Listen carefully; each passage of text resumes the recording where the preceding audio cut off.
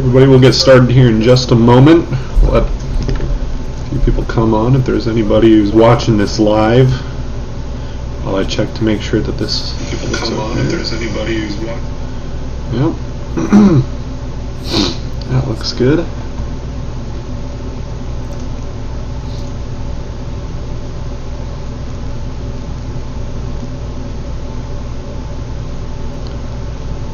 Alright, we're going to be talking about the tropics. They're starting to heat up. We'll give another minute or so if anybody wants to pop on and watch live. Otherwise, we will get started here. Everything looks good. Okay.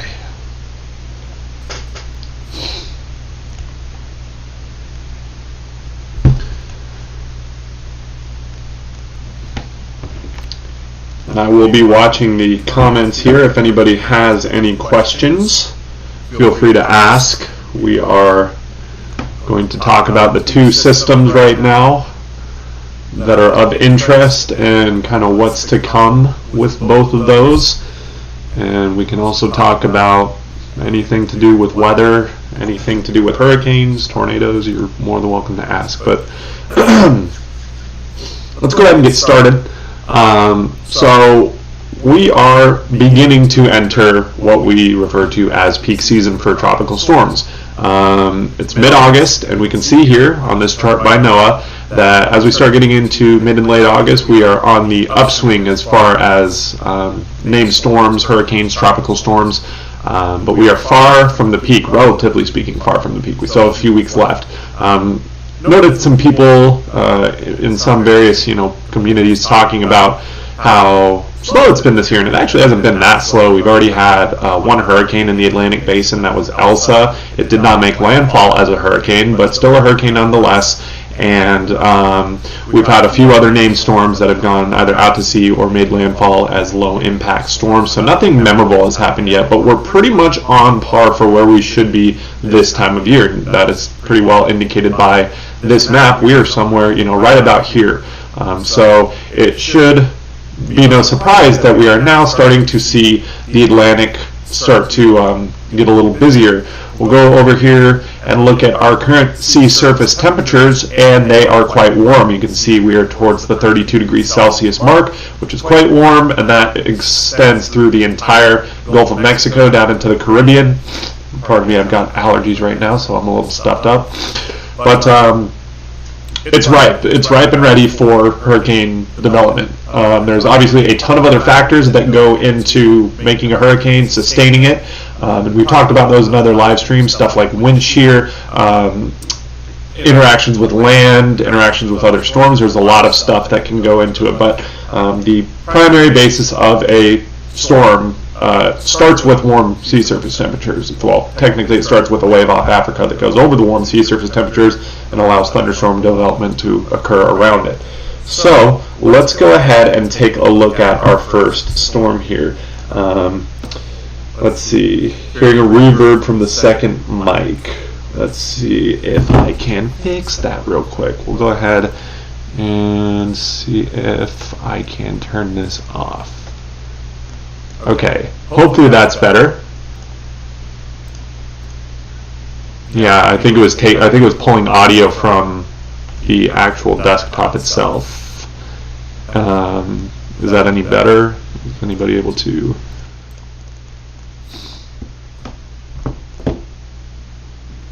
Let me know if that's better. Hopefully it is.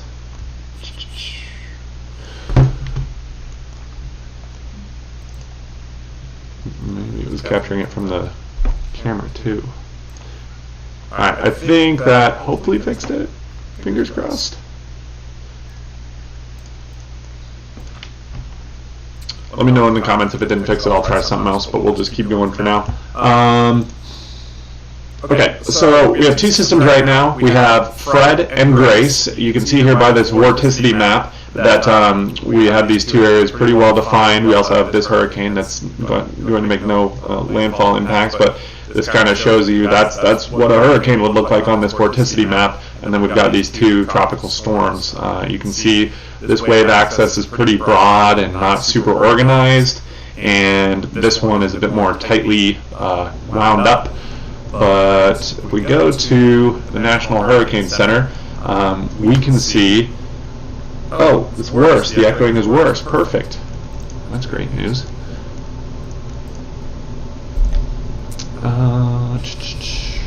Not really sure what else I can do to fix that. Wonder if that helps. I've turned everything off pretty much except for, I guess, this audio input capture. This is good that we're getting through these tests before something major is happening. We obviously don't want to be having technical issues when we're talking about something super serious. Right now, this is just going to be kind of an overview of what's going on, but there's no imminent threats other than some stormy conditions on the coast. Better. Okay, that's better. I think we got it figured out. I think it's been a while since I've used OBS, which is the platform that the stream runs off of. And it's been a year almost, since I did the last hurricane live stream, which would have been last October. So I'm a bit rusty. Bear with me here. Okay, perfect. Way better. Got it. All right. Turn off all of these except for the audio input capture. Great. And for those of you who don't know, I guess I'd never really introduced myself. My name is Max. I'm a storm chaser. I'm partnered with AdjusterTV, have been for 3 years now. So I do a lot of weather update stuff for AdjusterTV, as you may have seen in the news reports. And I chase storms as just a personal passion, so I like to share that with you guys on AdjusterTV. I also help out with a lot of back-end stuff on AdjusterTV, creating content, creating training courses for AdjusterTV Plus, which is something you should go look at if you want more bonus content, including some of my actual documentaries that I've produced about my storm chasing. But yeah, so there's my intro. So let's get back to it. Let's get into the real meat. This is Fred, or I should say the remnants of Fred. It is currently not even a tropical depression. It is below that. It has been very disorganized since going through the mountains of Hispaniola, and that's one of those things that can disrupt a storm. It goes over a mountainous region, and the center of circulation just gets disrupted. You've got a ton of elevation all of a sudden after being at sea level, and then it's gone, or it's maximized by the higher terrain, so that can tear apart a storm. And that's what's happened with this. It went over Hispaniola and then has been kind of gliding along the coast of Haiti and Cuba, and has never really organized. Some of the models had it organizing again and maybe even approaching hurricane status, but that just didn't happen. It's just been a mess. We can go show you here actually on satellite. Here's what it looks like right now. We'll let that load for a sec. It's just a glob of thunderstorms with no real obvious center of circulation. The center of circulation is probably in here somewhere, and there's just not really much to look at, right? All we have are just random thunderstorms popping up around kind of this loose area that you could call a center of circulation. You guys know what a hurricane looks like on satellite. It looks nicely, tightly wound up, and it's got an eye, if it's a stronger storm. And you can imagine what it would look like if it was getting to that phase where it kind of had that, circular look. It looked a little bit kind of what you would imagine, but this is not that. It's just a glob. And we can see here that the National Hurricane Center only anticipates this to potentially become a low-end tropical storm, which would still bring windy conditions, some rain to the coastline of the Gulf here, but really nothing that exponential. We're only looking at a storm that might be producing 40-mile-per-hour winds, maybe 50-mile-per-hour winds, and some heavy rainfalls for a couple days. So not a ton of threats from this one, but it's a start. We can see here that the tracks are pretty tightly clustered on a landfall somewhere in southern Mississippi or Alabama. This has been shifting eastward because that center of circulation that we have been talking about has been so disorganized that the models have trouble pinpointing exactly where it is. So basically what we can infer is that the center of circulation will be making a landfall somewhere around maybe Mobile.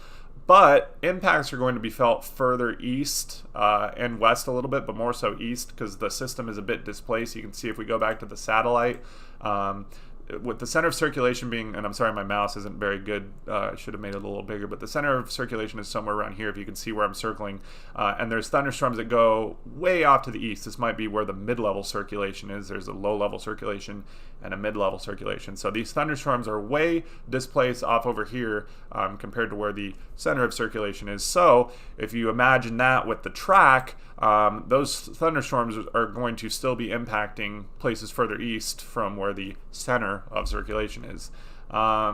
So now that we've gone over that, let's look at here at the intensity. All of the models pretty much consistent with this thing becoming a low to moderate and tropical storm, and that is about it. A few days back, when some of the models had this thing organizing better, we were looking at the potential for maybe a strong tropical storm, low-end hurricane, but that was really even just kind of a needle in the haystack type occurrence with the fact that we barely even had a established circulation. So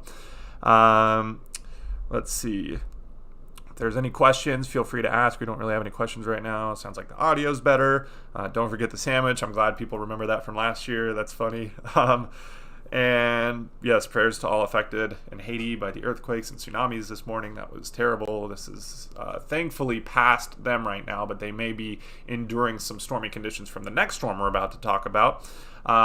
So let's go on to that, and that's going to be Tropical Storm Grace. It is currently a tropical storm right now. It is currently impacting places of the Lesser Antilles, and then is going to be moving in the general direction of Haiti, the Dominican Republic, and then potentially Cuba. Now, this is interesting because there are some major questions that we still have yet to answer with this storm, and they will greatly impact what ends up happening further down the road once it gets into the Gulf of Mexico, and one of which is where exactly this track goes. Now, about a day ago, most of the models were in agreement that this storm was going to pass north of Puerto Rico, north of Hispaniola, Haiti, and Cuba, and kind of be scraping along the northern side.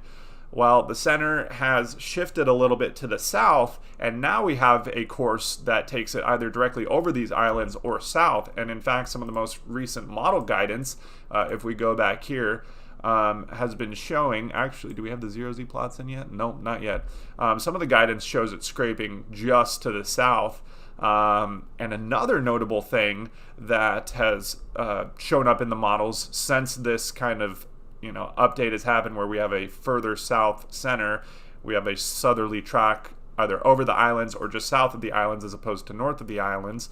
The thing that has come with this more southerly track is an uptick in the eventual intensity. We have a lot of models thinking this thing is going to become a hurricane later down the line. You can see this kind of chart, if you can obviously see that it's got the green meaning tropical storm, category 1 hurricane is yellow, category 2 hurricane, category 3. We don't want to focus on exactly what category it goes to, we just want to focus on the trend. And here we can see the starting point right here at 40 knots, and you can see it goes up, which makes sense, right? Because it's going to be going over water for the next little bit. Let's go back to this. It's right here at 40 knots. It's going to be going over water for a little bit, and that would allow it to intensify. But then it hits the island chain, and we can see subsequently with the intensity, it goes up and then it goes down. As it goes over those islands, like we said, the mountains impact the center of circulation. It can kind of disrupt it.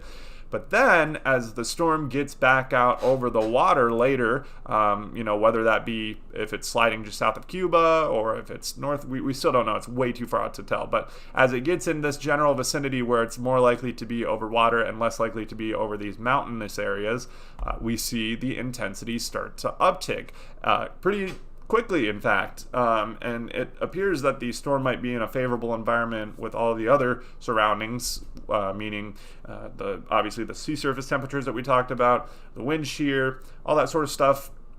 Looks like it might be a bit more favorable for some intensification. Now, we're not going to get into what this might become because it's just way too early. This storm, if we go look at it, it even in itself is not that impressive of a storm. You can see this pretty intense area of thunderstorms. This is where we expect the center of circulation to be over these northern portions of the islands. We go back to the track, you can see the center appears to be in the northern portion of the island. And this thing, let's close out of this. Let's go close out of these ones that we don't care about anymore, so I stop getting confused.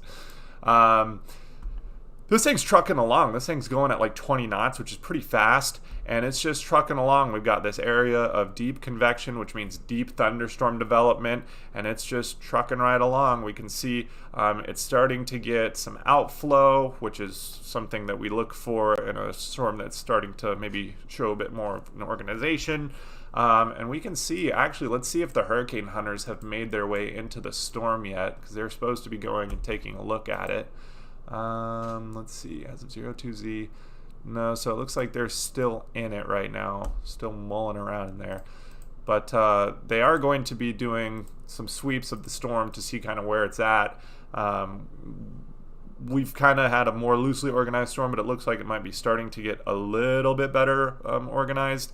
And so this is going to be something to watch because, I mean, obviously you can see this cone is leading it right into the Gulf of Mexico. If it doesn't have too much land interaction, if it's able to slide just south of these islands, that's going to be problematic. This thing is going to be able to intensify, and it's going to be able to become a potential hurricane later down the line if it's able to bypass some of these obstacles here over the next few days. So the next 2-3 days are going to be pretty telling for the future of this storm. If we see a track that goes a little bit south and is just kind of grazing these islands, or the fact that it's moving so fast right now, if that continues, that might play in its favor as well, because even if it goes over some mountainous areas, it goes over it quickly. It doesn't sit and just kind of decay.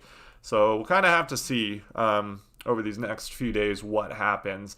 And we're going to do additional live streams as this storm progresses. If it continues to look like a threat, we will do even more long format, in-depth live streams talking about what's going on and what the future might be for these storms. So we can also say that if there are any landfalling hurricanes, I'll definitely be there. I'll definitely be on the coast doing live streams for not only AdjusterTV, but my personal YouTube channel, which you can always go check out. It's Max Olson, that's my name. And then if you just type in chasing or storm chasing, hurricane, tornado, any of those key phrases should pull it right up. That's where I got all my video from the past almost 15 years of storm chasing. So that's really all there is to talk about. Fred is going to be a nuisance for people along the coast, but it is not expected to become a hurricane. It is not expected to become a major problem. So that is pretty much all we have to say for Fred. Grace is a potential problem later down the line, but it is still way too early to get into any specifics. We still have a lot of obstacles for it to go through, but the trend is getting a bit more concerning. That's as far as I'll take it. So if anybody has any questions here, I'd be happy to answer them. It doesn't look like it. Looks like everybody is just, let's see. Yeah, it looks like we're all set, guys. So this was a bit of a shorter one. We will do some more long format ones if these storms become any more interesting. And obviously, if something does make landfall, we will be there covering it live. So be sure to stay tuned for that. Thank you, guys. Stay safe. Enjoy the rest of your weekend. And thank you for tuning in to an Adjuster TV tropical weather live stream update. Thanks, guys.